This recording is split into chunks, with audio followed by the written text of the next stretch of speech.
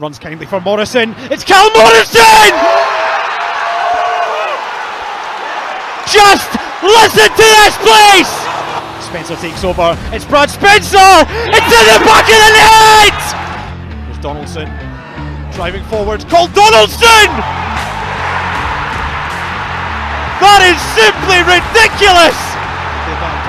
There's Tom Lang! Oh my word! Unbelievable! Phenomenal! Incredible! Invincible! This is Falkirk Daft. With Behind the Wall and the Falkirk football fans in training.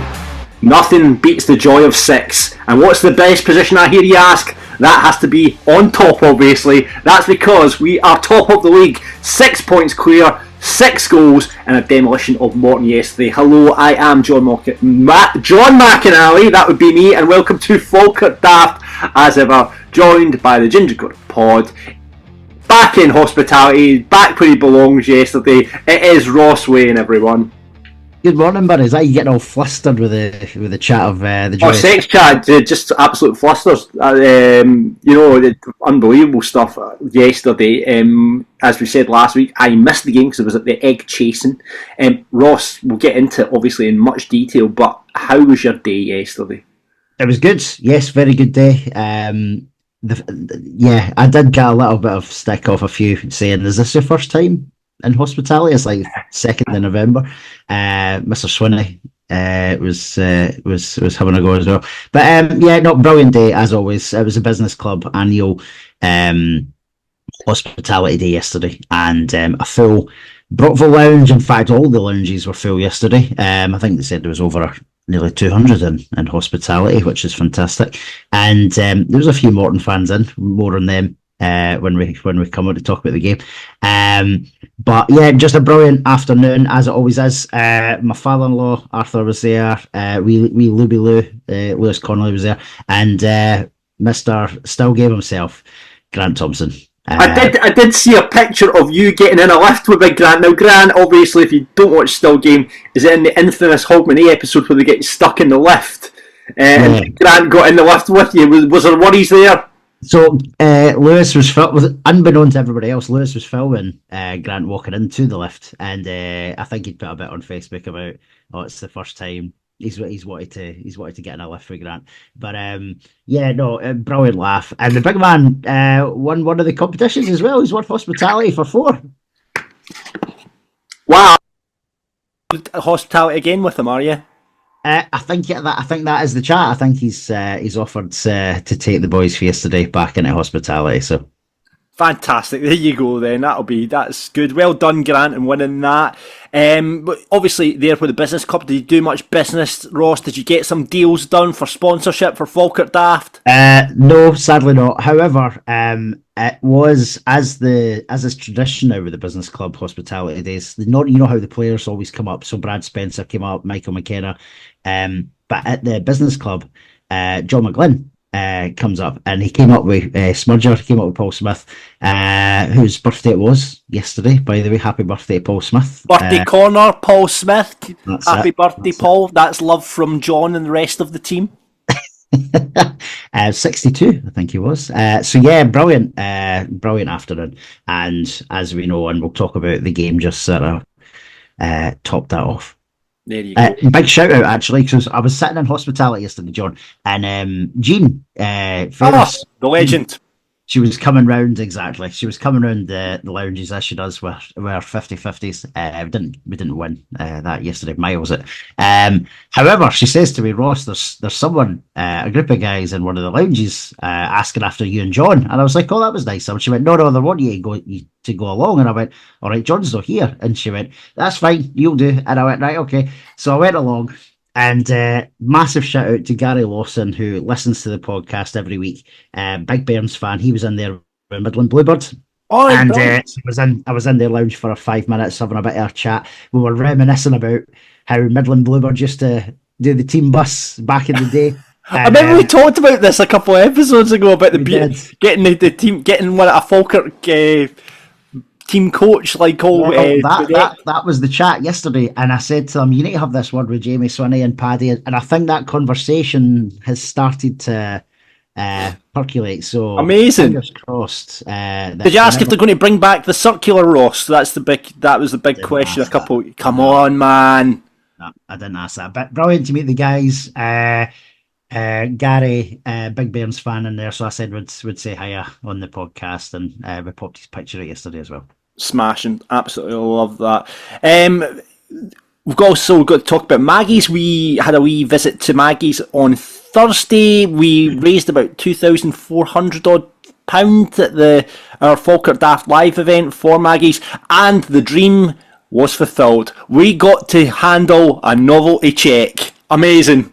We did. We've been waiting for this moment, haven't we? We've been waiting for this moment. So we went down Thursday morning. What a facility they've got there. They're going to share the picture on their socials in the next couple of weeks, so we'll share that when they do. But yeah, £2,450 raised for Maggie's, which is just phenomenal. Brilliant facility, and I'm sure, hopefully, we'll do something in the future again. Shout out to Christina and Lorna who work there, and they gave us the whole shebang about Maggie's and the setup, and made her very welcoming down there. Like Ross says, absolutely amazing facility.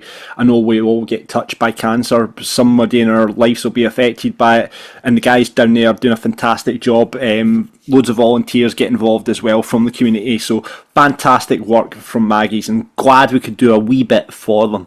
Hey Ross, I just want to talk, right, are you in a community page for New Karen? You live in New Karen. Is there a community New Karen page? There is, yes. Yeah.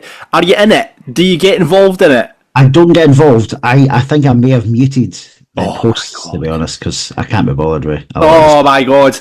I can't help myself. Like, so I'm involved. What are you even getting your nose into now? Just like the Kinnaird Village and Inches Residents Association, and then there's a Kinnaird Mums Facebook game. I'm not involved with that. Siobhan, my wife's involved with that. And there's another Kinnaird and Larbert and Stennismuir. And see the posts that go up. It's either always about dogs off leashes, missing dogs, or dog poo, or moaning about something, and I just love it. So I just want to out someone, because I thought, I was sitting on Friday night, I had a couple of beers, and I was just like, so someone put up this post saying, a neighbour was out walking their dog this evening when he came across a black lab at the pond near Rose Drive. He tried to catch the dog, however it kept running back into the bushes, just in case anyone is missing a dog. Below was a screenshot of the bushes it kept running back into, and then there's a screenshot there. But surely it was their dog. No, it wasn't. There was a missing black lab. So. Oh, I see. Right. But then, someone, I won't name them, but then someone wades in just saying, keep your dog on a lead and there wouldn't be a problem.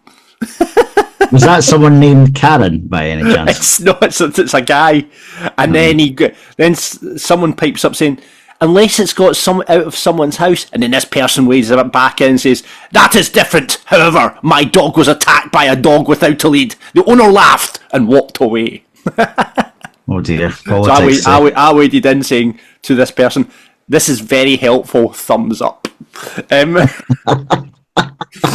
But I just think there's something out there. So please get in touch, DM us, or we'll put this in the minutes, Ross, we'll put a post on our socials. Let us know the best bit of banter you've seen on your community Facebook, because I'm pretty sure right across the Falkirk area there's some classics in there. There was one, oh my god, there was one the other week there that kicked off about dogs as well, and this woman was going mental about this dog being off the leash and running across the road, and that was popcorn stuff. Like, I just like trolling and like going on and putting just popcorn, like people eating popcorn and all that. See, the thing is, sometimes you don't even need to say anything. See, if you just do like a laughing emoji to the comment, that's like that's like a grenade, mate. That's like a grenade. So yeah, because you know they'll come back and say, why are you laughing? So let you pop us the best bit of banter you've seen in your community Facebook, so we can just start outing these people, because I love it. Absolutely here for it. And also here for the Fakirk T8s. They sponsor the show. Thanks to Ian and the boys.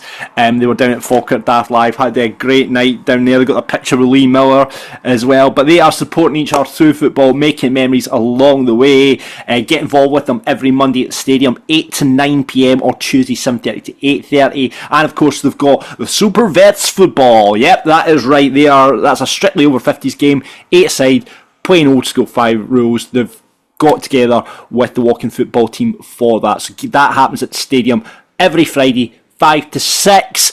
Get in touch with the boys. All the links are below. And like we always say, brilliant bunch of lads, great camaraderie, good mates, good to go to the pub with. So get involved with that. I'm sure you'll get involved. Were they in hospitality yesterday? Not that I've seen. However, that's a surprise. Well, they may well have been in one of the other lounges, John. I didn't see them because the Brockville lounge was just exclusive for the business club yesterday. But they may well have been in one of the other lounges. I'm sure they were. Yeah, no, they're great lads, so they'll be about somewhere. They'll have definitely been there because they're never at that place. I've got to put a shout out as well to Davy Brown now. Davy gets in touch with the podcast and he loves making up a song, right? So, okay. Davy got in touch, and I didn't read this out the first time, but he's got a couple of songs for players because we were talking about some players are missing songs, right? So yes, Davy's come up with one for, first of all, Alfie Argument, and it is to the tune of Cigarettes and Alcohol by Oasis, because we did talk about this as well. We need some sort of Oasis style thing. We did. But then you pointed out I do have one for John McGowan, which is Oasis based. But here's Davy's go at Cigarettes and Alcohol for Alfie Argument. Is it my imagine? I won't sing it because we all heard my singing. Don't Go Breaking My Heart behind the wall. It wasn't good. Anyway, so Davy's hit us with, is it my imagination or have I finally found something worth living for? No change there. I was looking for some action, then Alfredo Aguiman got the ball. Needs to scan a wee bit better. You can wait for a lifetime to see the Bairns in the sunshine, but when the ball's up top, he's going to make it happen. He's going to make it happen. I like that. I like that. There you go, Ultras. Get a note of that one. And he's come back one from last night, which I was actually watching this last night. So the Cure were on like BBC Two, like live at Glastonbury and stuff like that. And he said, "What about this wee ditty to the Cure song Friday and I'm in Love?" Do you know that song, Ross? No. Monday, Tuesday, break my heart, did it? It's Friday. And I do know that one. Yes, Saturday. Right. Anyway. So I'm trying to get how it's going to scan here. We play in the navy blue. Fuck the Fifers. Airdrie 2. Hendo's gonna batter you. It's Falkirk. I'm in love. That is good. That is good, actually. That is good.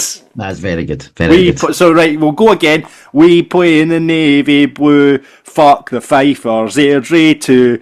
Hendo's gonna batter you. It's Falkirk. I'm in love. I like that. I like that. I hope the Ultras listen to this podcast. Pass that down the chain, boys, because that's a belter. Get it in the group chat. Get it in the group chat. Let's get his song against Airdrie next week. That's a cracker. And it's a song for Hendo as well, because we've got... We kind of go... Liam Henderson, but I like that better. That as well. Anything that involves kind of indie music. So we've got Springsteen in there. We've got Oasis. Get the Cure involved as well. Brilliant. Love it. Fantastic. So get that. Thank you, Davey, for your contribution. Keep the songs coming. If you've got a song, drop into our DMs, suggest it, and we can relay the message to the rest of the Falkirk support. That's it. Here on Fakirk Daft. Right, let's get into some club news.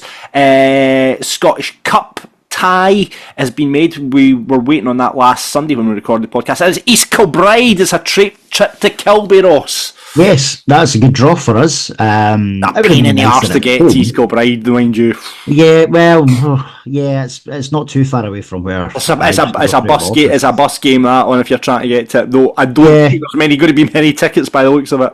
Well, that's the issue. You see, because of the amount of tickets, you might find that some of the regular supporters buses may not run because not enough of their members do have. So that's a good shout out. Actually, it's maybe worthwhile. Some of the regular supporters buses sort of getting together and see if they can get enough to run some buses through, because as you said, we're only getting 300 tickets. However, fair play East Kilbride, it is half of the capacity, so it's not as if we're like moaning about how many we're getting. That is a good chunk of the stadium.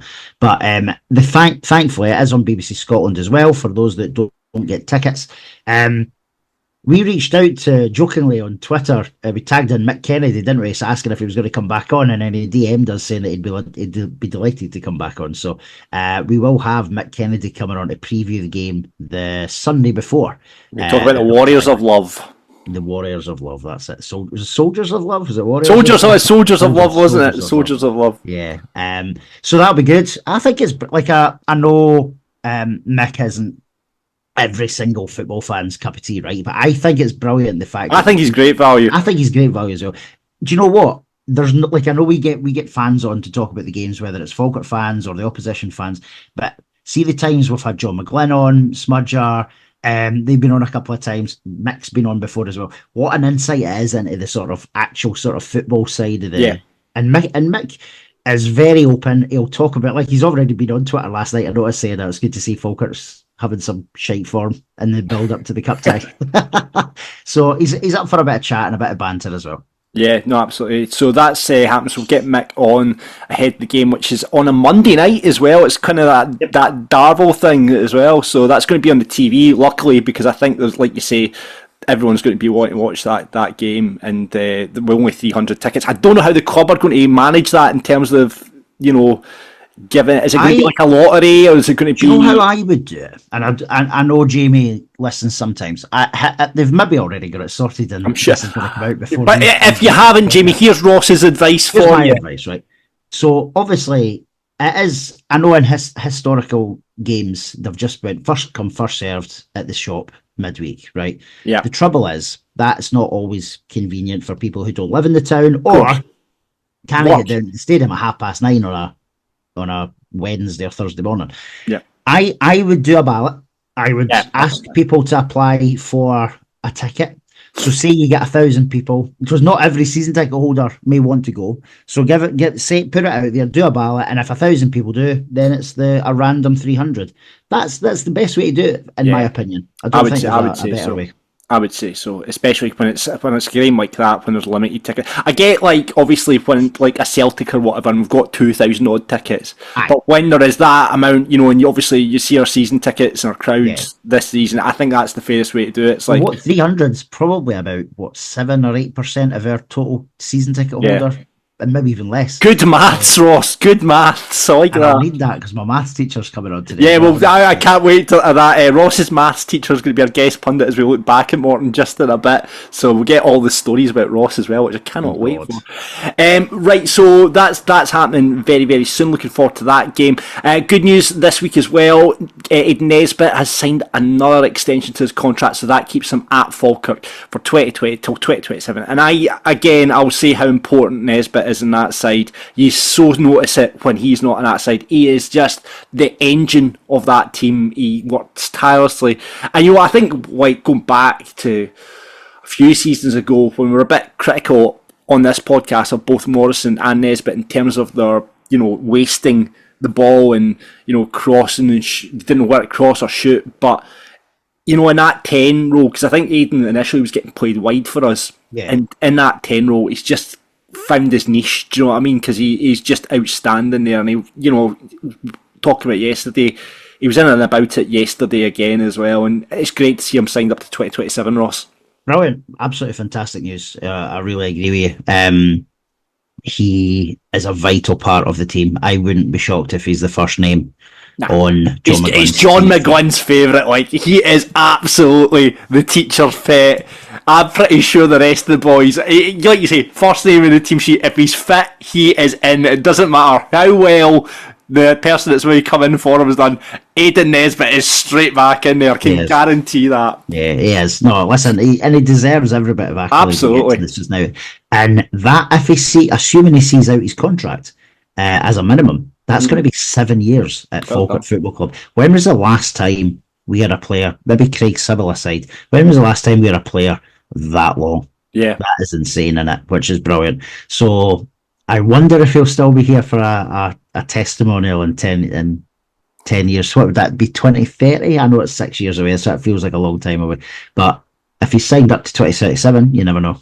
No, brilliant. Great to hear that from Nessie getting an extension. And I've heard rumours that there might be another extension being signed this week from a player, so I wonder who that'll be. Maybe it'll be our player of the month, Ethan Ross.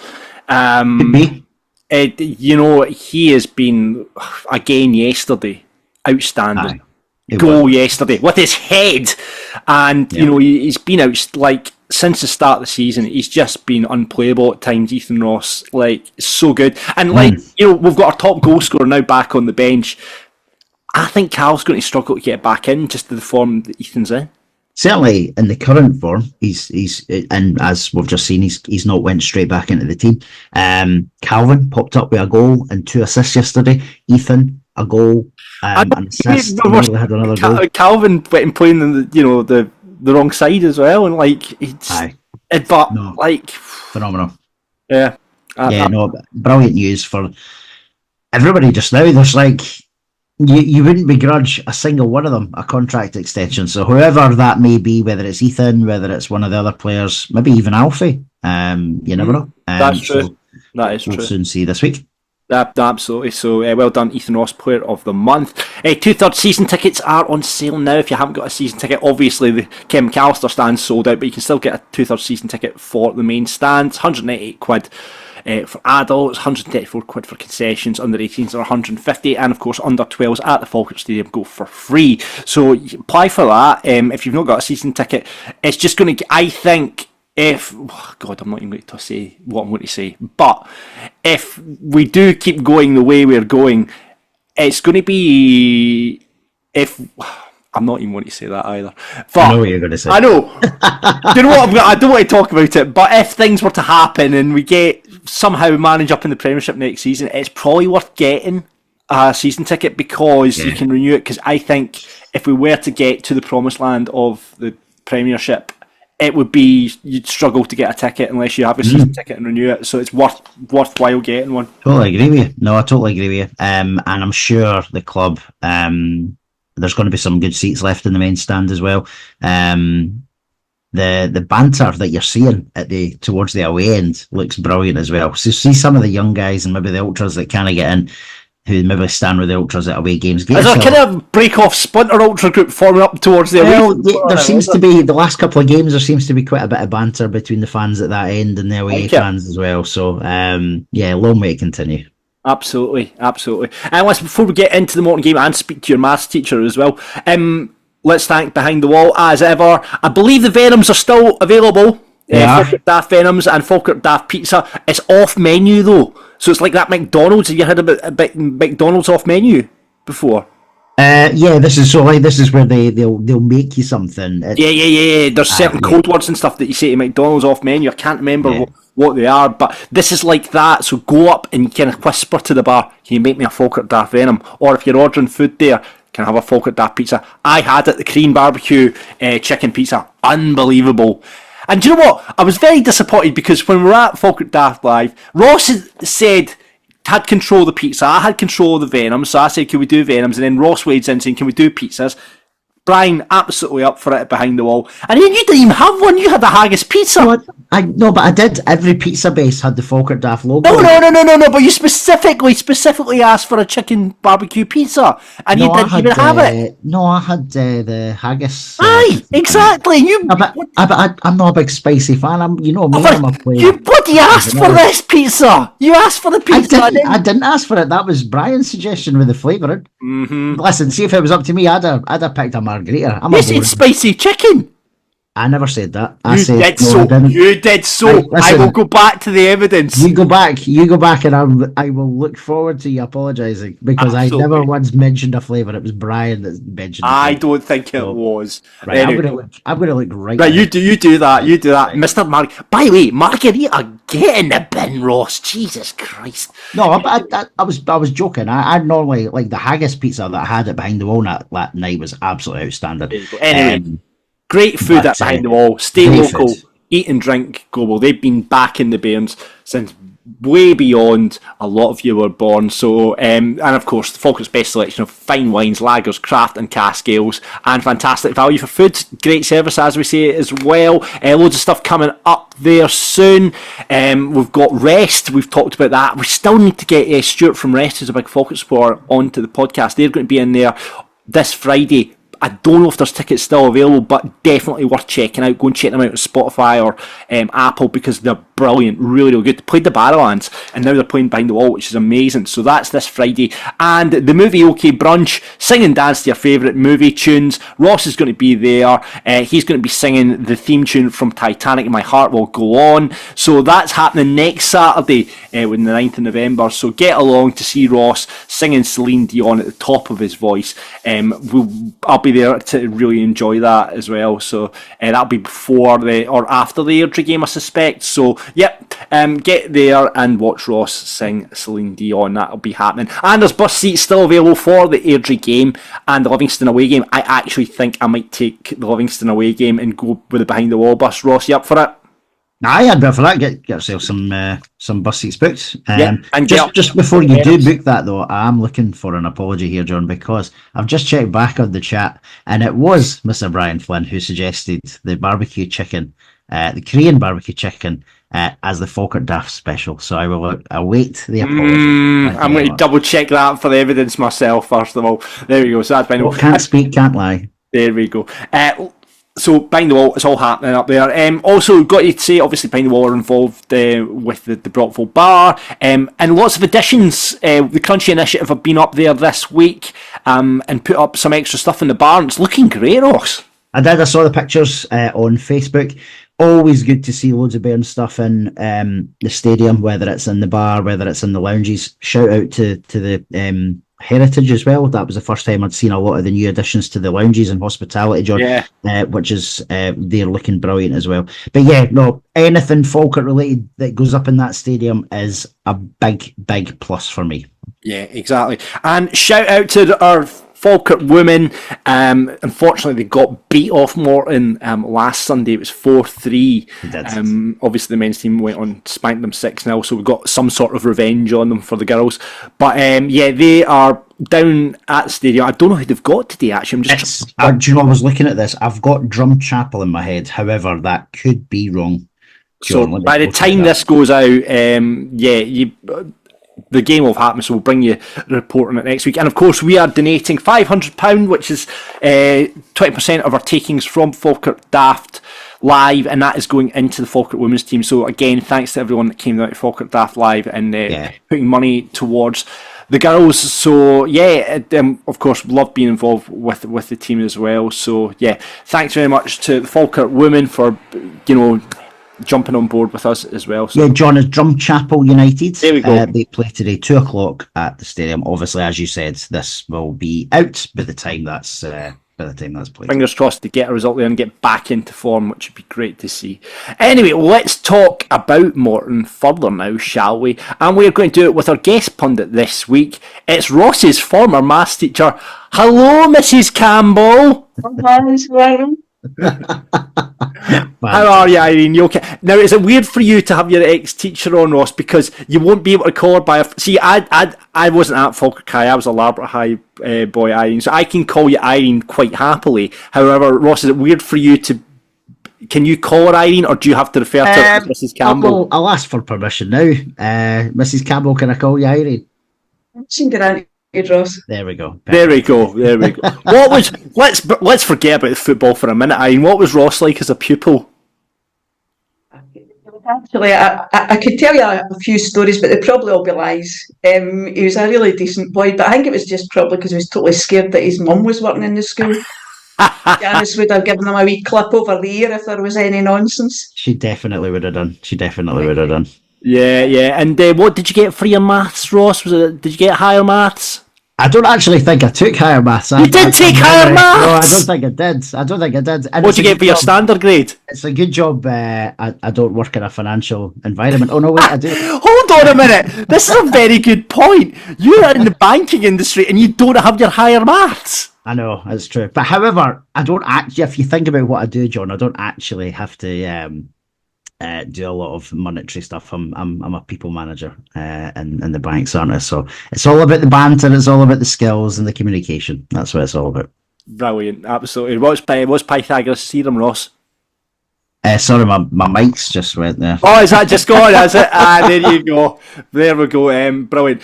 There you go. So you're a good pupil, Ross. There you go. Mrs Campbell says you were a good boy. So Nice one. Good to hear. Irene, let's talk about Falkirk. When did you start supporting the Bairns? First game was in 1982, showing my age here. We played Hearts at Brockville and beat them 3-1. And there was a guy, new striker, came in that day. I don't know if it was debut or not, but a guy called Tom Ward. I don't think he stayed around for very long. He scored 2 goals that day. So that was my first game. Brilliant. And I see. I don't like to ask this question of a teacher. We've been asking all this season, who's the worst player that's played for Falkirk in your opinion? Who would that be, Irene? We're actually saying who's the worst player. My husband and I used to joke a lot about a guy called Kenny Ashwood, because I think one of the early games I went to, Kenny Ashwood stood on the ball and fell flat on his face. So any time after that somebody did anything daft on the pitch, we used to say that they've done a Kenny Ashwood. I think I'm very fortunate in a way that between about 2010, 2020, I actually didn't go to games at that point, just due to work, family commitments, son getting involved in a daft sport like swimming. So we weren't able to go to the games, and we gave up our season tickets at that spell. So I missed all the whole Hartley era, and I know there was a whole lot of dross around then. There was. One of the biggest disappointments for me, though, was Lee Griffiths. I thought we were going through a pretty tough time that season. I thought when they took the chance to bring him in and the level he played at, I thought he was going to be much better. It was a mega disappointment. Yeah. He's not the worst player that's ever played for Falkirk. That's another very good question that we could maybe ask.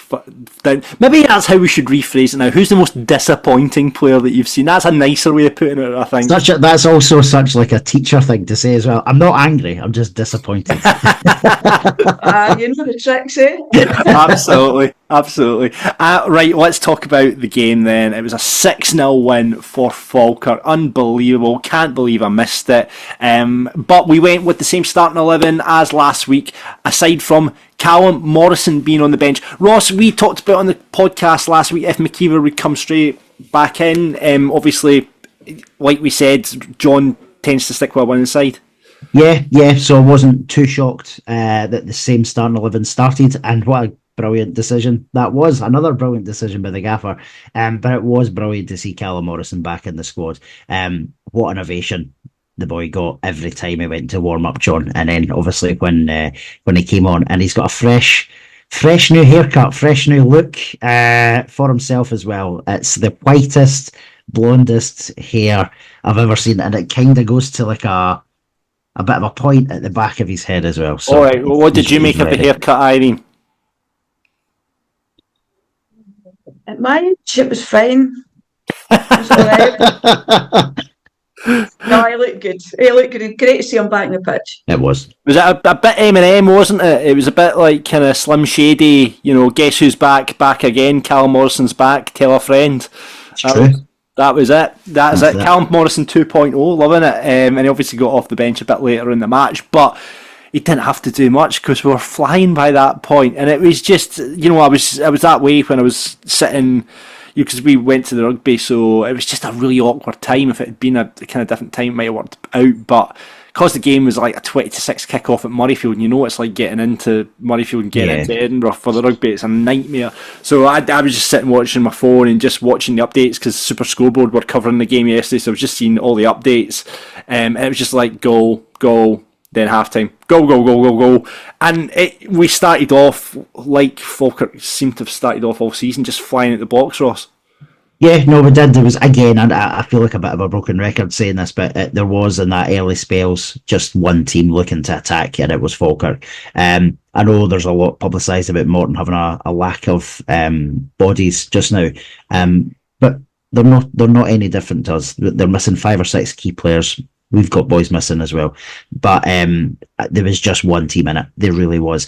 They came, in my opinion, to, a bit like Livy a few weeks back, they came to probably try and get a draw. I heard Dougie Emery in his post-match interview saying that he hoped to go toe-to-toe with Falkirk yesterday, and that was his downfall. I didn't see any evidence that they were looking to progress that. I think they had one attack, one shot, one brilliant save from Nicky at one point, and I think it was 1-0 at that time. But I just, there was only one team looking to win that yesterday, and thankfully it was us, and we did. Agree with that, Irene? It was absolutely amazing performance, tremendous, brilliant to watch. Just couldn't ask any more from the team. It's brilliant. Yeah, obviously Keelan Adams got us going with his first goal, and it was quite prophetic because he was in the Falkirk Herald this week talking about getting his first goal, and it was from a header. He didn't expect that because we've seen Keelan get forward and have a couple of pot shots at goal, but great header, Ross. Oh, really nice header. And it was one of those ones where, you know, when the keeper just has absolutely no chance, but he dives for it anyway.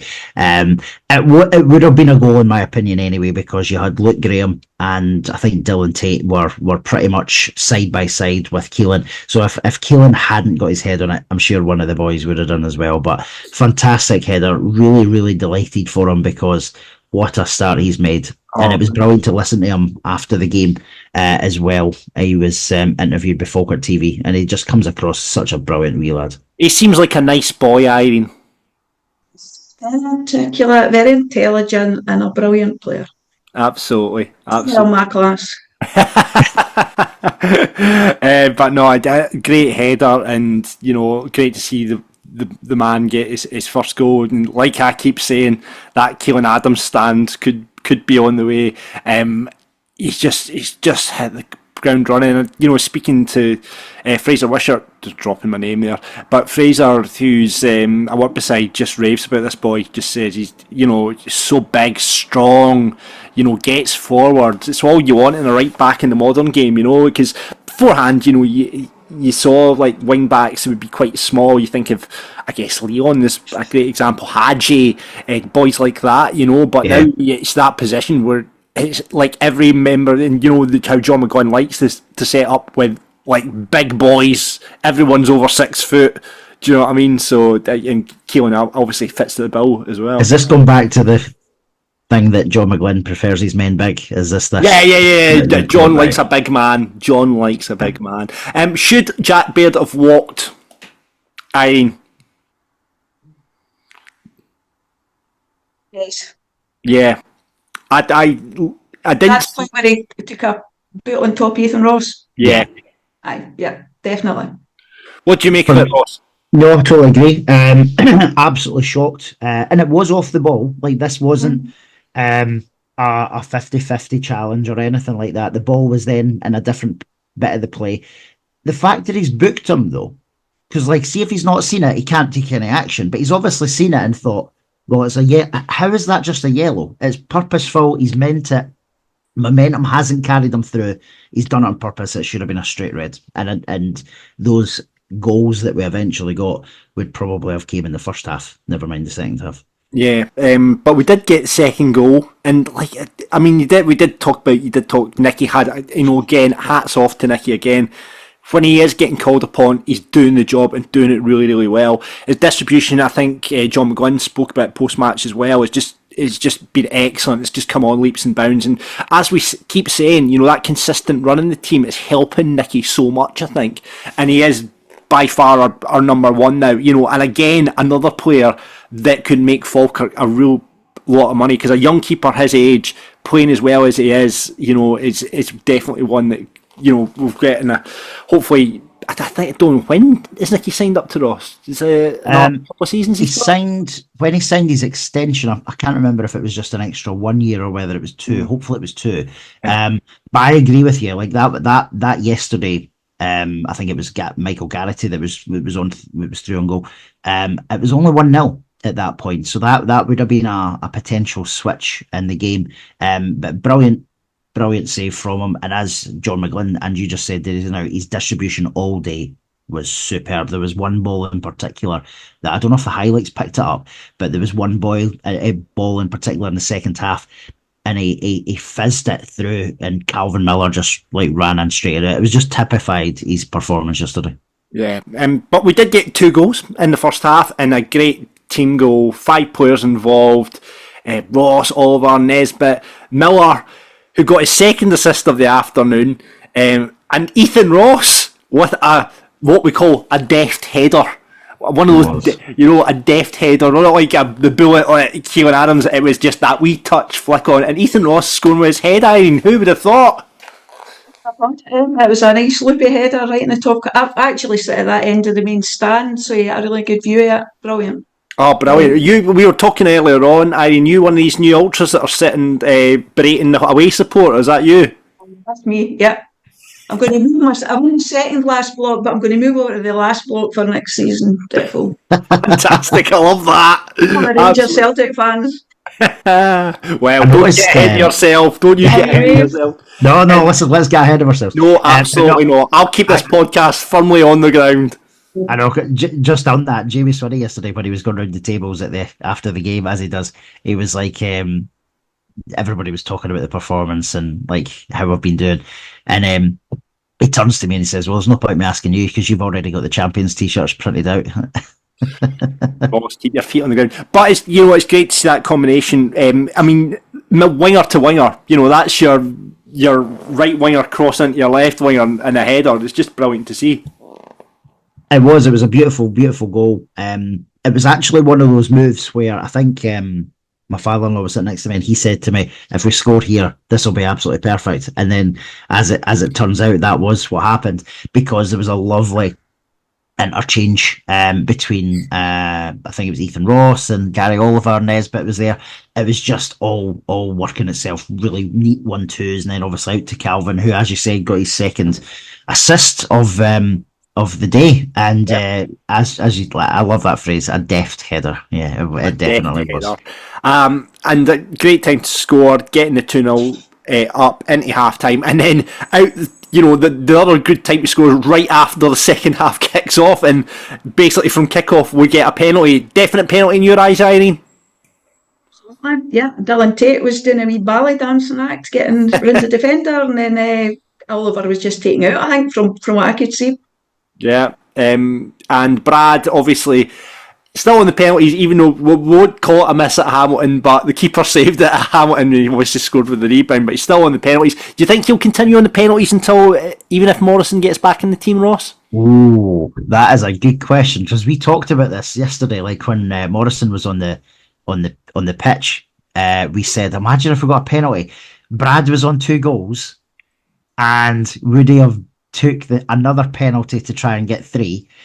Or would Callum have grabbed the ball? Now, my instinct tells me that Callum would have grabbed the ball and wanted to take the penalty. And I think that's what would happen. I think Callum would. Do you think Callum goes back on penalties? I think that's what would happen. I'm not saying I would, but I think that's what will happen. I didn't actually. I'll hold my hands up. I had to watch the highlights to see the goal, because I was walking back from the lounge along the corridor inside, and then all you heard was Amarillo getting blasted, so we'd missed the penalty and the goal. And too busy getting stuck in about the prawn sandwiches again, Ross. Well, listen, I wasn't alone. I wasn't alone. Everybody was like, just turned around to each other and went, oh, Christ, we've scored. So, oh, well, never mind. I'm sure you didn't mind missing it when it went 3-0 up. And then it was 4. I mean, Morton didn't look as if they offered much, Irene. They were really poor, but I don't know if that was more because we were just so good. Yeah, But the 4th goal, was that Gary Oliver's goal? Yeah. It's brilliant to see him getting a goal, because I thought he had a really good game yesterday. He's been due it. He's been due at Gary Oliver, and it was great to see his reaction after. Gary goes back in the goals, and it was, it's again, Gary. We've talked about the Gary Oliver Ross McKeever thing, but if Gary's playing like that, and we, as we said, we play in a slightly different way when Gary's on the park, and we've played really, really well where he's been playing. We definitely have, and he deserved his goal. He definitely deserved his goal yesterday. It was another strong performance from him. It was a really well worked goal, and I know you're never a big fan of the short corners, John, but I'm being swayed over by the short corners. Yes, I have to say we've worked them really, really well.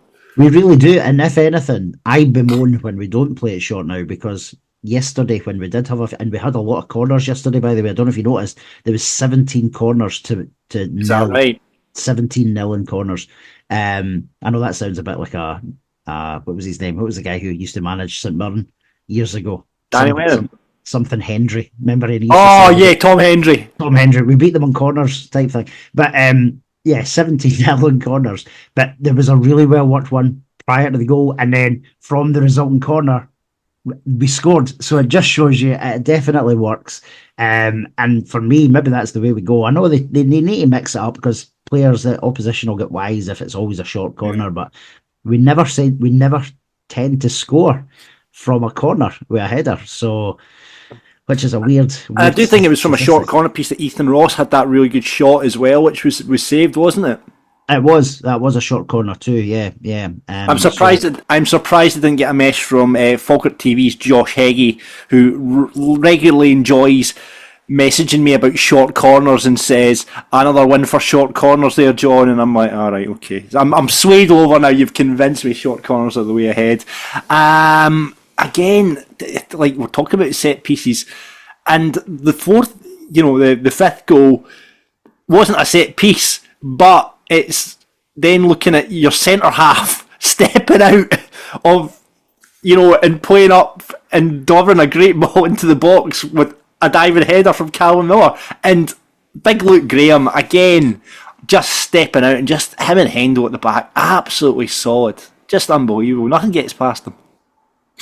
No, they are. They're solid pairing, and even when I know we joked with Cole at the live event, but even when he's fit, and Big Tom for that matter as well, when these boys are both back fit, that is a tough situation, and realistically, they're going to have to start on the bench because it has to be the way we're playing just now, and that again, there was a really nice interchange before Luke Graham even got the ball. I think it was Leon out in the wing and Gary Oliver and Nesbitt or Ethan Ross, beg your pardon, there, a really nice bit of interchange, and then I think it was Ethan who then puts it into Big Luke striving forward.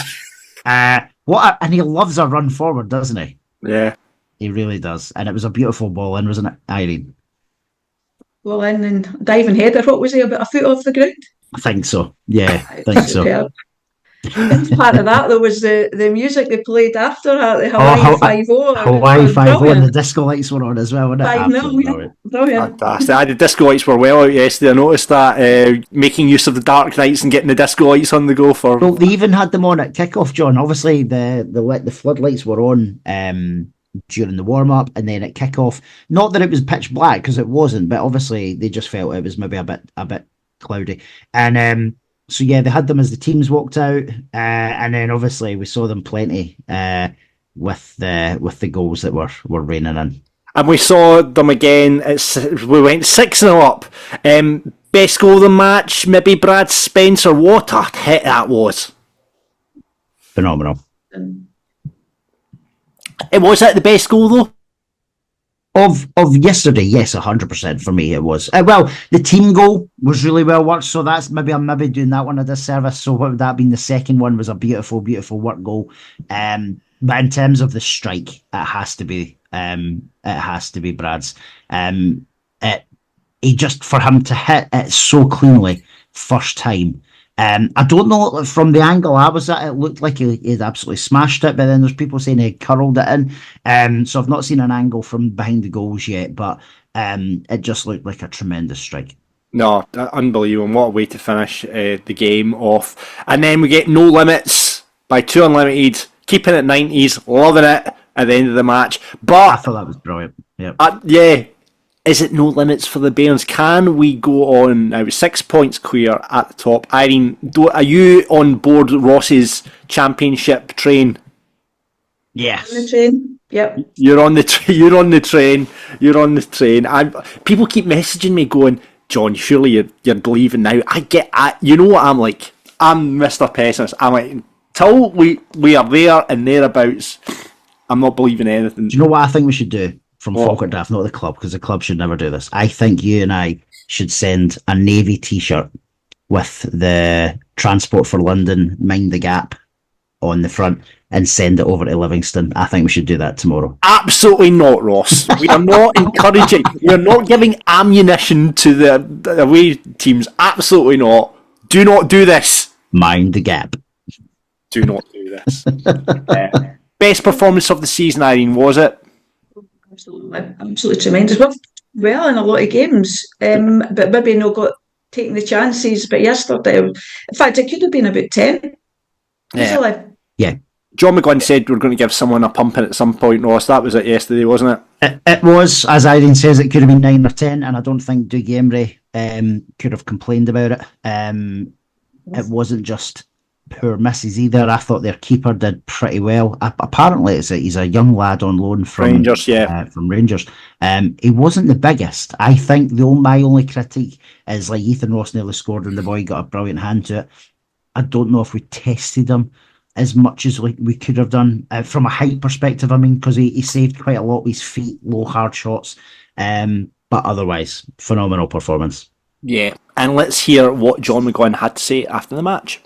John, I seem to remember a few weeks ago we were talking about the amount of chances this team creates, and you said that somebody was due a hammer, and I think that came today.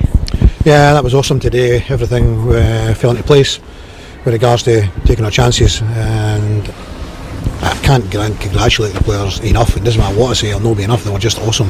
A joy to watch. I think every, certainly Falkirk fan that was in here was thoroughly entertained today, and the noise for the fans are great to hear, absolutely great. The atmosphere they created was amazing, and we were equally as good, in the seats as we were on the pitch. It was great, everyone coming together, as we have been doing for quite some time now, but great to see everyone celebrating at the very end, celebrating every goal. Some outstanding performances. Delighted that we got a clean sheet. Nick had a good save in the first half. He had a couple of saves in the first half. Not any saves in the second half, I don't think. His distribution was excellent. He started 2 great moves from his saves, going very quickly up the park, which maybe he should have done a little bit more of it, better with. Delighted young Keelan Adams, header, first goal. Really good with that.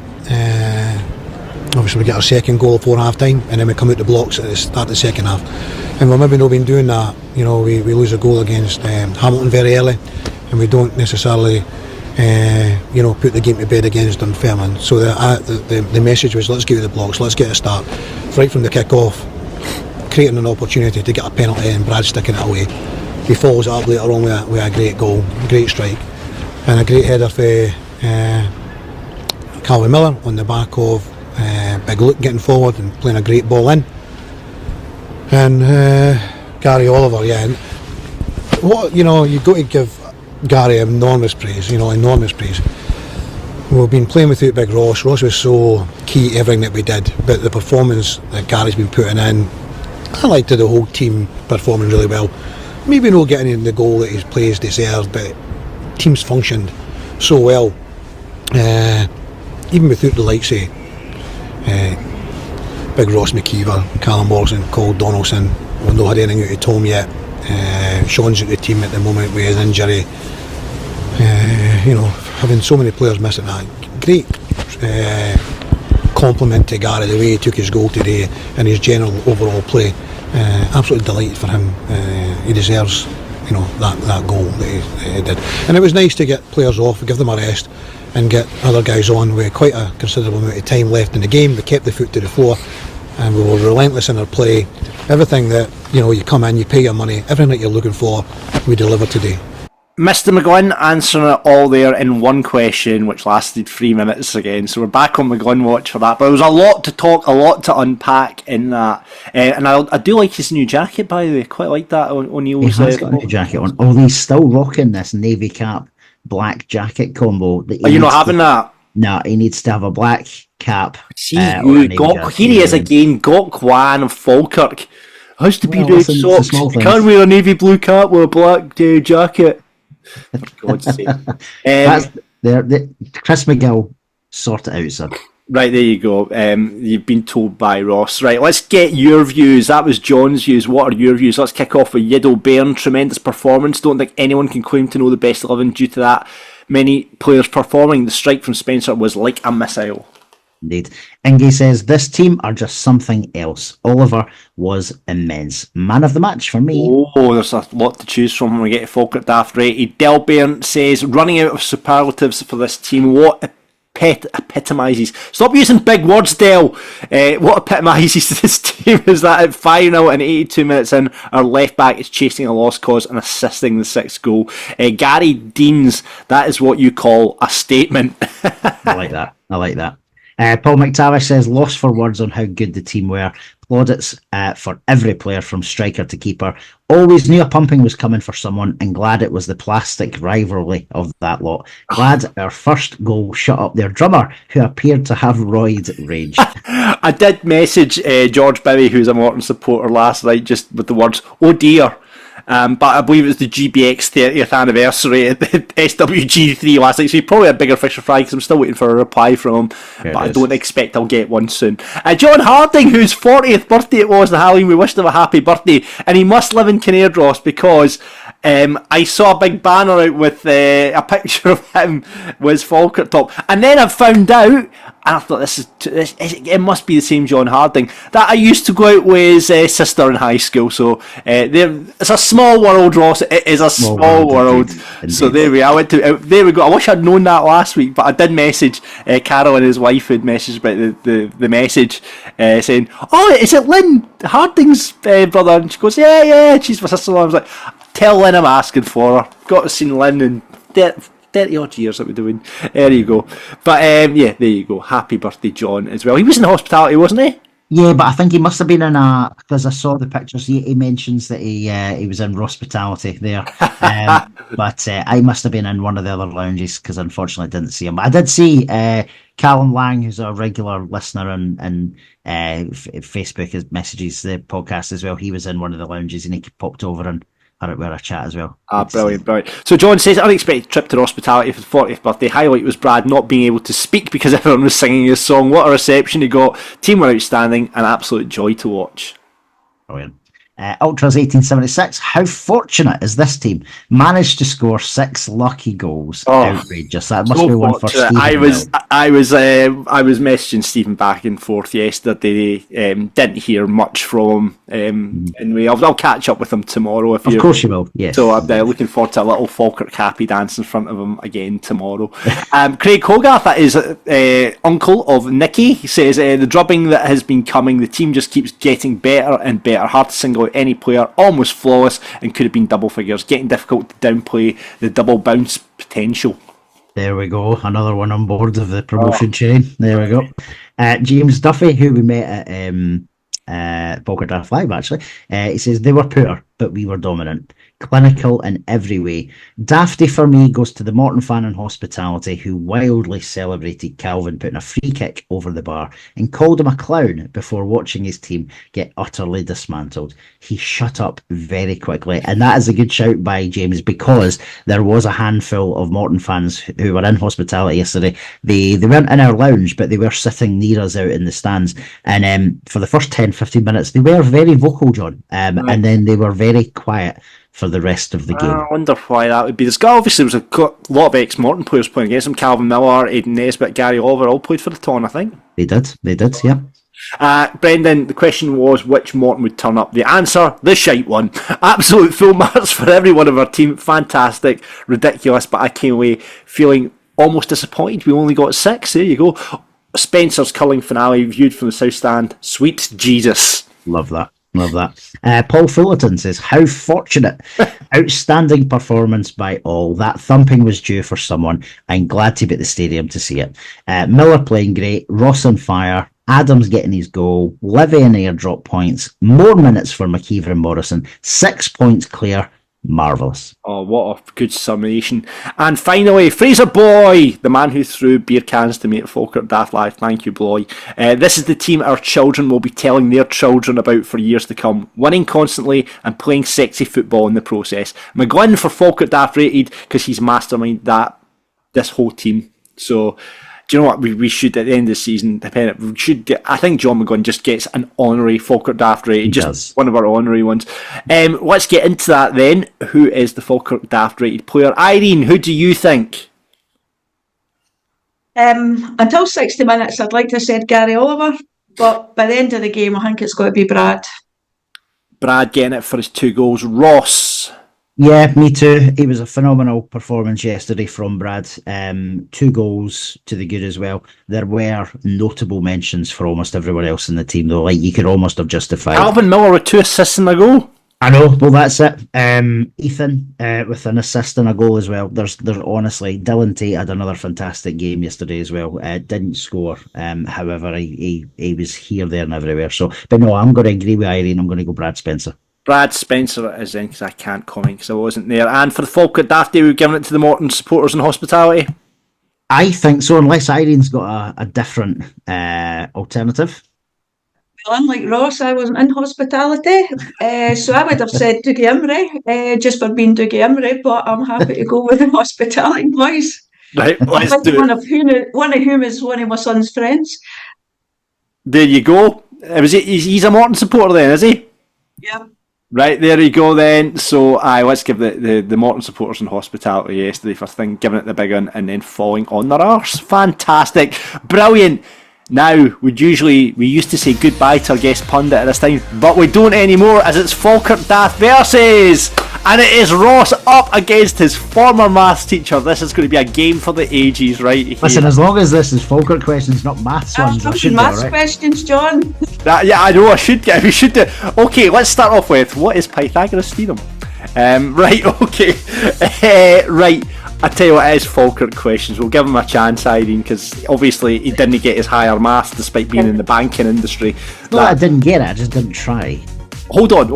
Did you do it and failed? No, that's what I'm saying. It's not as if I tried to get my higher Well, you didn't get it then. What's the point? Wait there. I've not won the Champions League because I've not fucking played Champions League. You can't say I've not got it. If I'd went for it and done it, I would have got it. Have you got your higher maths, yes or no? No, but exactly. I didn't try. And you work in banking. Do not trust Ross with your mortgage. He doesn't have his higher maths. Right. Okay. 5 questions about Falkirk on the board. Oh, wait, am I writing these down? You're writing them down. Irene's going to give me the answer. 5 questions about Falkirk's penalty shootout style competition. Ross will write down his answer. Irene, you can give it to me, and we'll get Ross's answer. Right. Okay. He's ready to go. Nearly. Yes. Nearly. Okay. Yes, you're ready to go. Right, Irene, are you ready to go? I am. Right, okay. Right, first question. What Falkirk manager came in between John Hughes and Stephen Pressley? In between John Hughes and Stephen Pressley, who was the Falkirk manager? Irene, do you know? John Hughes, Stephen Presley. There was a manager in between the two of them. Who are you going for? Eddie May. Oh, yeah, you meant to wait Irene's answer. She said Eddie May as well. You said Eddie May as well. I missed that. Okay, right, so there we go. And Ross written down Eddie May, so it is 1 apiece. Well done to you two. Right, next question. Who has scored Falkirk's only goal in Europe? Who has scored Falkirk's only goal in Europe? Ross is writing it down. Irene, do you know? Sorry, what was that? Can't remember, no. You Pass. can't remember. Pass from Irene. And Ross's answer is Ryan Flynn. And the answer is, of course, Ryan Flynn. 1-0 to Ross. You'll be getting a detention if you win this, by the way. Or a punny eki. Right, yeah, okay. A yellow sheet was back in the day, wasn't it? A yellow sheet. Oh gosh, it takes me back. Right, okay, this takes you back as well. Question, what Falkirk keeper famously had the chance to swing on the bar? What Falkirk goalkeeper famously had the chance to swing on the bar?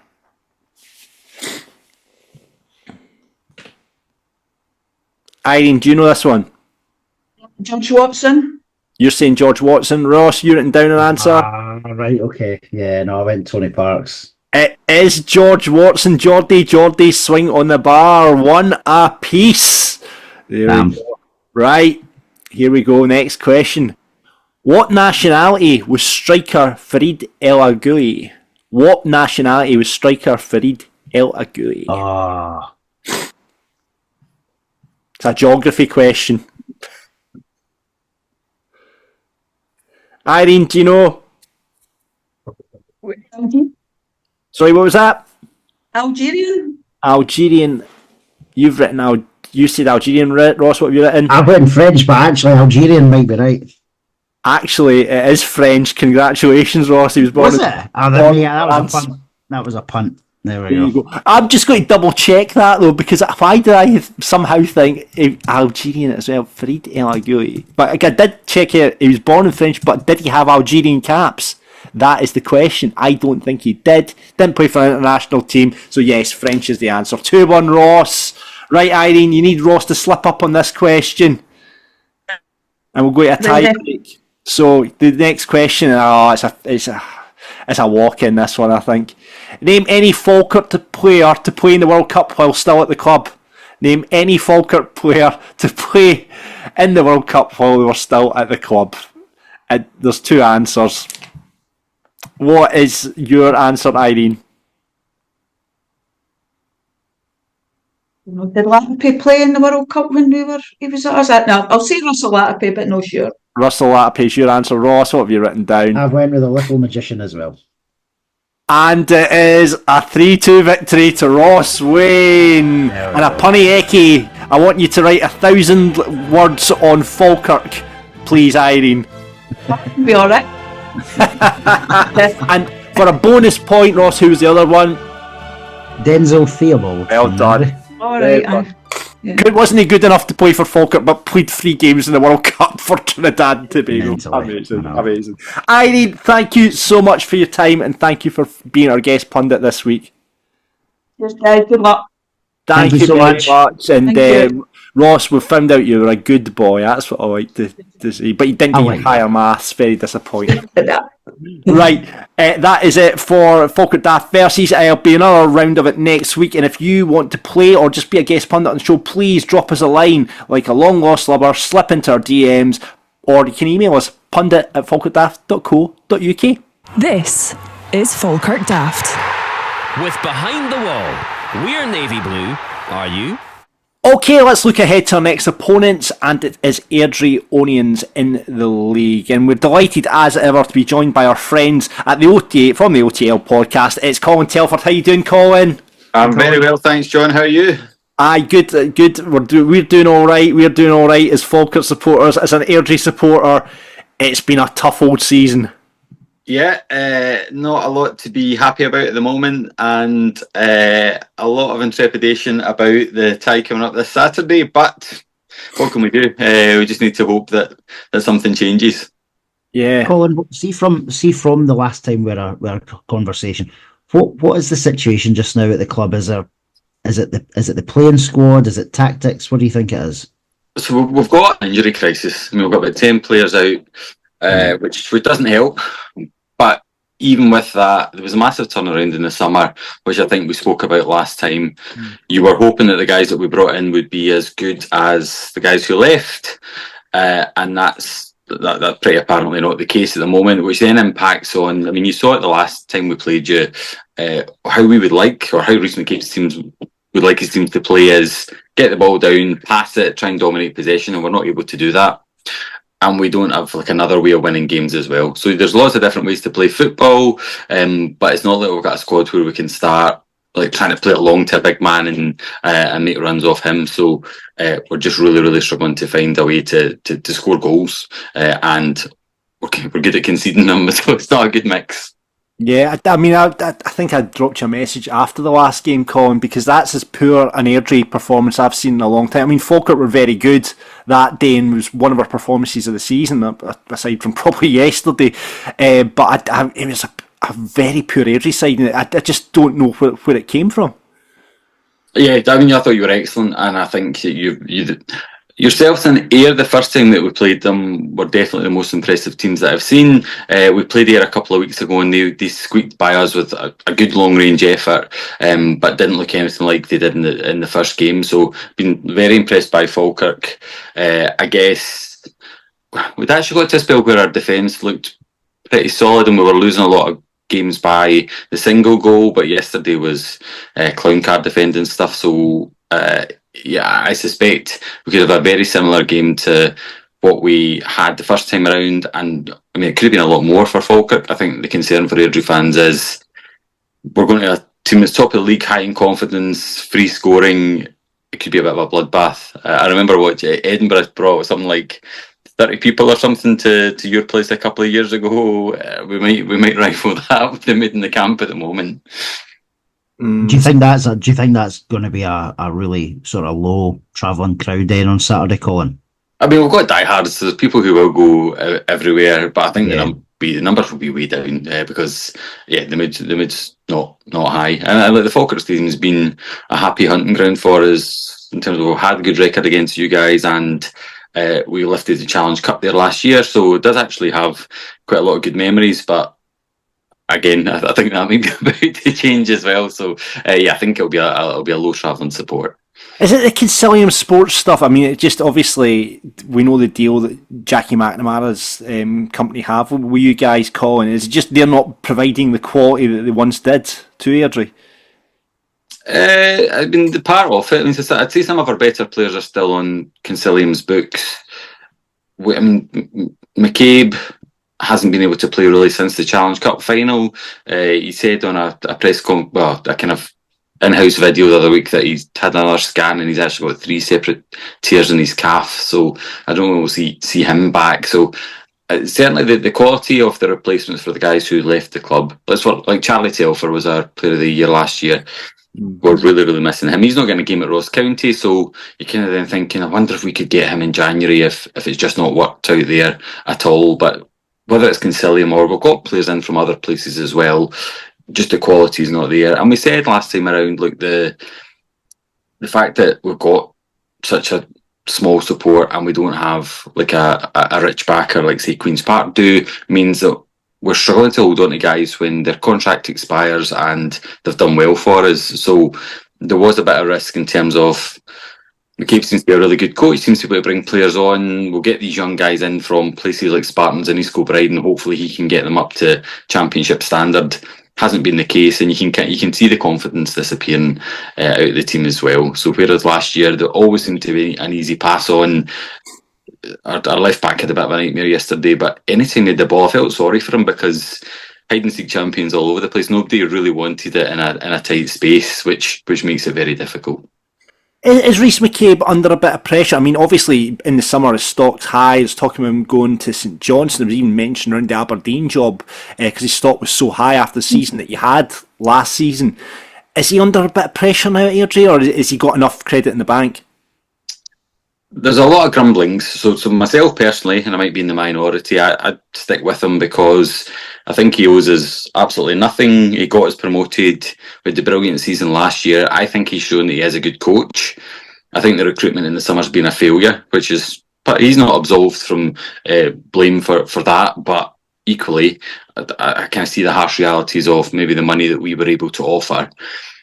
I think it's the nature of football that he's only been with us 3 years, but on that Pie and Bovril list, he's in the top 10 in terms of long-serving managers. There's always people changing managers.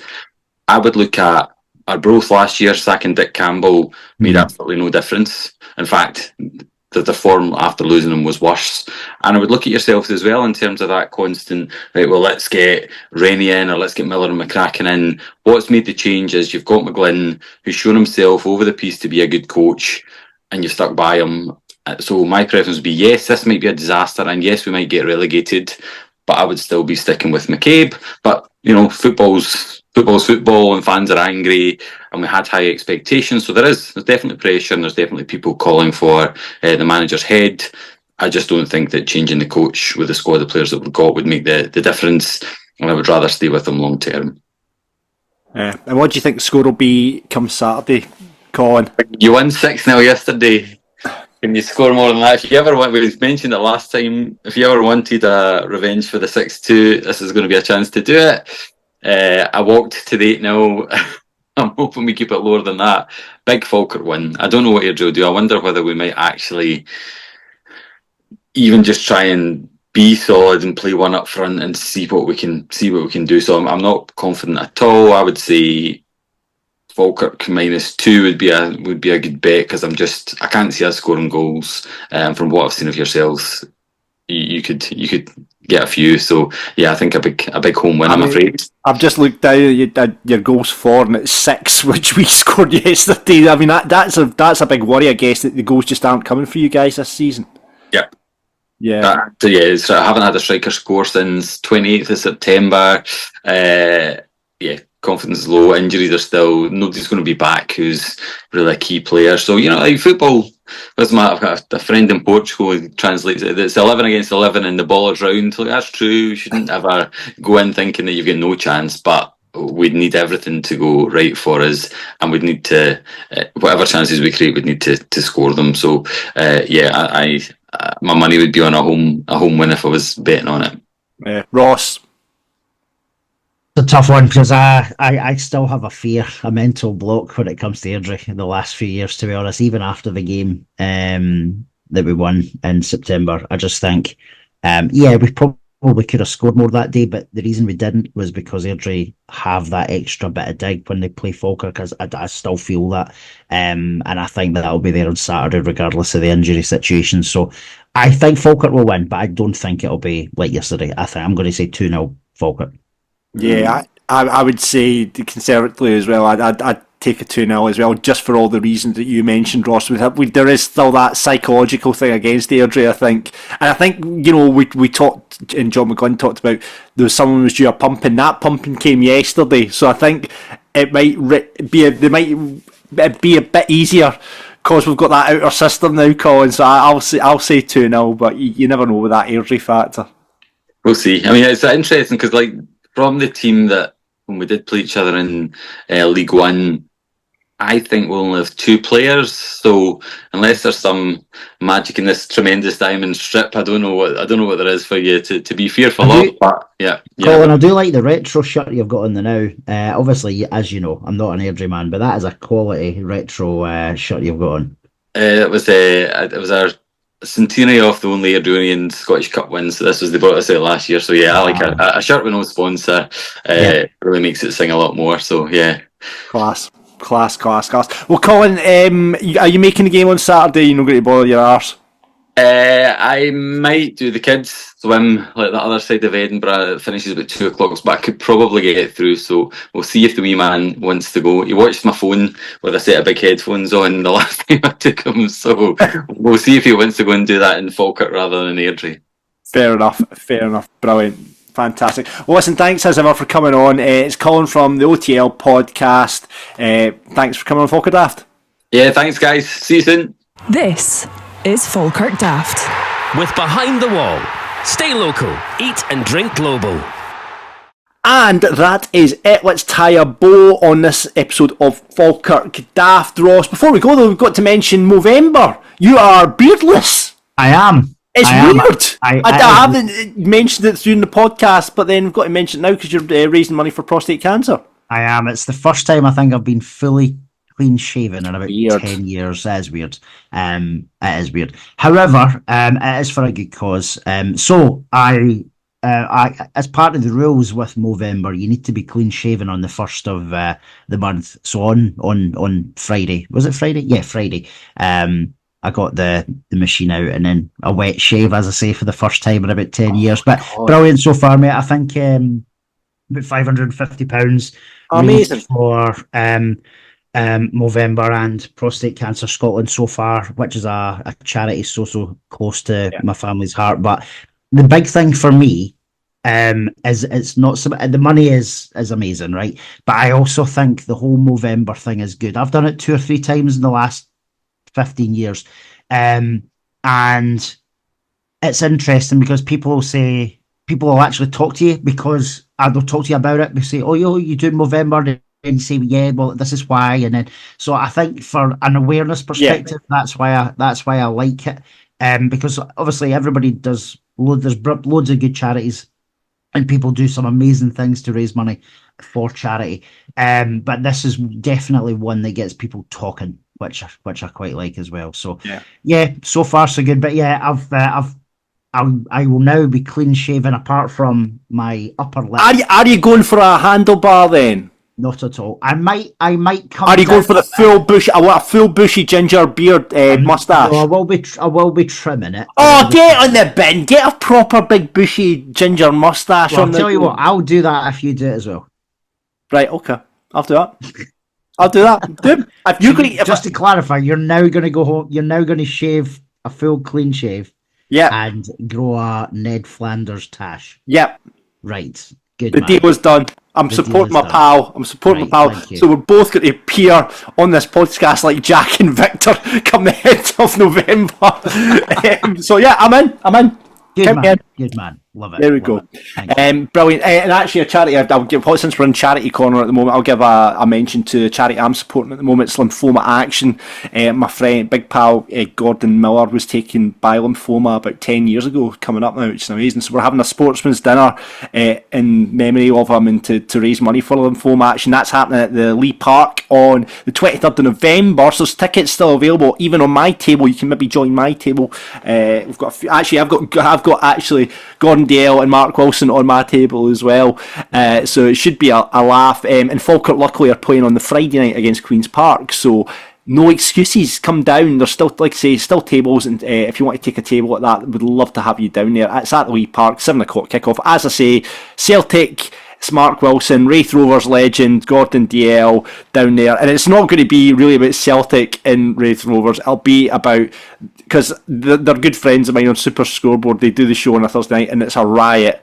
Absolute riot. I don't know if you've seen it this week, Ross. Gordon DL dressed as a chicken. I saw that. That was fantastic. It was brilliant. one of my all-time favourite moments in my radio career, watching Gordon DL dressed as a chicken. And then he fell. He fell as well, didn't he? Brilliant. It was amazing.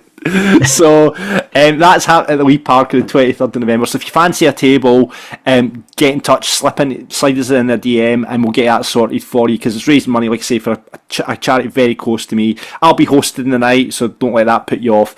But yeah, I'll be doing it for Big Gordon, who's a very good close friend of mine, and chatting to Mark Wilson and Gordon DL, and some of the story, like, see on the radio, obviously there's certain things you can't say or get away with. No. See off air, chatting to the pair of them, some of the stories are brilliant, absolutely brilliant. So we'll get all that out of them on the night, and that, like I say, is happening at the Wee Park on the 23rd of November.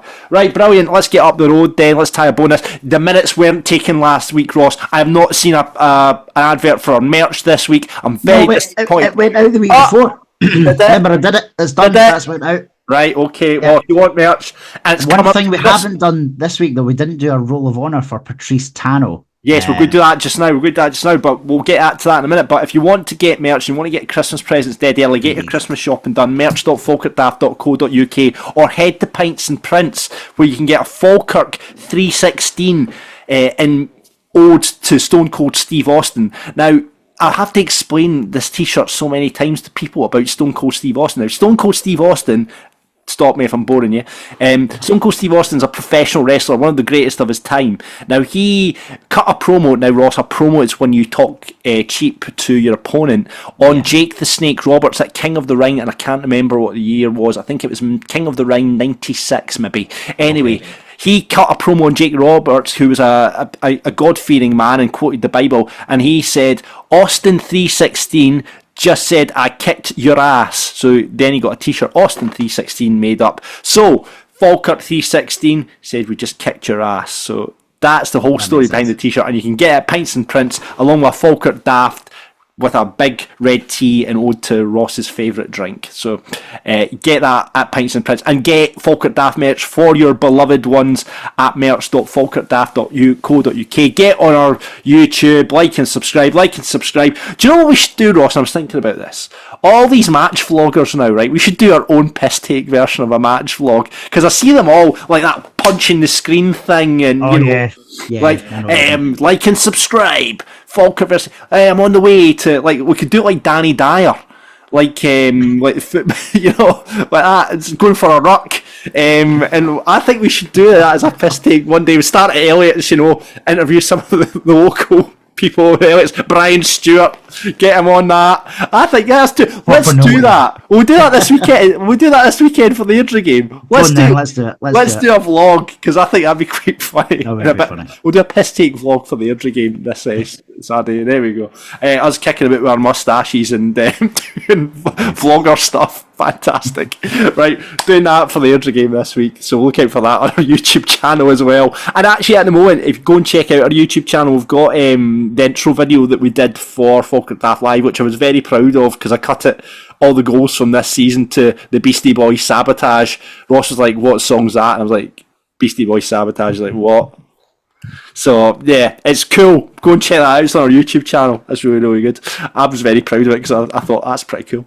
Anyway, there we go. That's where we're at with Falkirk Daft. Before we go though, we've got to do the Patrice Tano Roll of Honour for everyone that messaged us in the words Patrice Tano. So I'm just scanning down because Ross hasn't put it on the plan. No, I've got it here ready though. Oh, go! Who is in the Patrice Tano Roll of Honour? We have Joe Hind, Stevie Gibson, Pamela Gilchrist, Falkirk Bairns Invincibles, Ali, Jamie Douglas, William Anderson, Phil Linus, Craig Young. There's loads this week. PGM, Brian Flynn, Homer's twin, Louise Smith, John, James Duffy, Gary Wilson, Paul Fullerton, Campbell, Del Byrne, and I was waiting at. Oh my God, Patrice Tano's on X because I've just typed his name in. It's Patrice Tano on X. Mate, I hope it's the same one. DM him straight away saying you're a legend, mate. Right, I'm going to message him. I don't know if it's the same one, but see if we get Patrice Tano on this podcast. That would be excellent. Amazing. Make it happen, Ross. Make it happen. Right, I'll message him.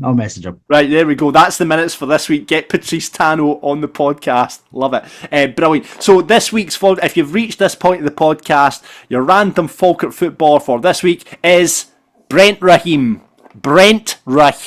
Remember Trinidad and Tobago as well, I believe. He was. And he scored a screamer at St Johnstone away. I liked Brent Rahim. He was good. Yeah, he was a good player. Good player. We could have had more out of that boy because he was a very good footballer. But Brent Rahim is your random Falkirk football player for this week. See, it's an education. People are like, Patrice who? This week, and I'm just like, you're educating you in random Falkirk players at this point in the podcast. So make sure you hang about and DM us Brent Rahim this week, and you'll get on the Brent Rahim Roll of Honour for next week. Brilliant. Right, that's it. Get up the road. It is Sunday. It's 12 o'clock now. It is time to get ready for that Sunday afternoon. What are you doing with your Sunday afternoon, Ross? I think we are taking the dog a walk somewhere. I don't know where we're going yet, but yes, that's the plan. I've got lots of boring chat. I've got lots of dog routes and little circular dog routes around the Falkirk area I will give you because I've got lots of nice little dog walks. Brilliant. If you want to hear about my dog walks, we can maybe do that on the vlog next week. This is dog walks, not dogging. Yes, dog walks. Yeah. It's been enough Dog sex walks. chat on this podcast. Yeah. Right, okay. Right, so if you want to be on the show, get in touch with John at falkirkdaft.co.uk, Ross at falkirkdaft.co.uk, drop us in DMs, slide into the DMs like a long lost lover, as we always say, and you could be on here next week. Discord channel, I don't talk about it enough. Discord channel, the links are below. Lots of chat and that, and sometimes you can get a cheeky stream to the game. Don't tell anyone I told you that either. But get on the Discord channel now and get involved with all the chat in there. And it's on to Airdrie next. Looking forward to the game next Saturday. I think if we're doing the vlog, it's going to be an Elliot's Day, isn't it? Yeah, sounds good. Yeah. Or behind the wall. Behind the wall. We could do behind the wall. Oh, we should maybe do it in behind the wall. Let's do behind the wall next week so we can do our vlog and we can get Big Brian on it as well. Right, let's do it. Right. We're vlogging from behind the wall next week. So if you want to come along and be part of our football vlog, get into behind the wall next Saturday. We'll see you there for that. And until then, no, Ross. Expect unexpected, buddy. Let's do it. Falkirk Daft, talking about the dark blues and having a bit of a laugh. Falkirk Daft, you can listen in the pub or you can listen in the bath. Falkirk Daft, for everyone who's caring about being a Falkirk Bairn. We're Falkirk Daft, we are Falkirk Daft.